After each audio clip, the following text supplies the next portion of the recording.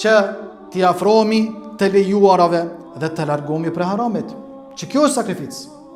Ashtu sigur që therrët kurbani me bismillah, Allahu Akbar, kështu duhet t'i therim të këqijat. Ta therim për gojimin, mos përgojojmë.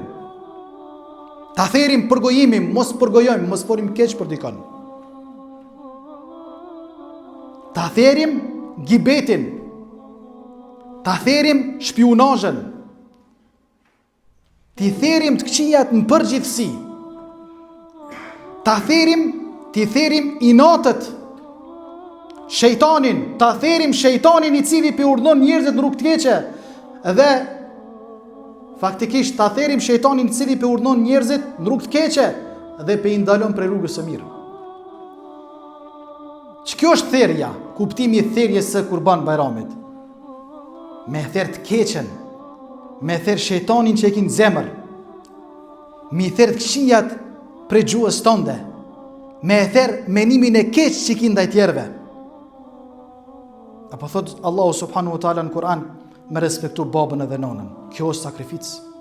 Ose njëri prej tyre e kitë smuar me nderu, me respektu, me mbikëqyr. Inatët që janë në mesin e muslimanëve, mi i therr, ja kthejnë shpinën muslimant njëri tjetrit, folin keq për njëri tjetrin, kurse nonën tjetër therr kurban.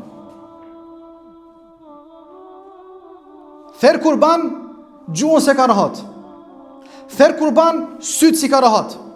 Therr kurban dorën se ka rahat. Therr kurban kom si ka rahat.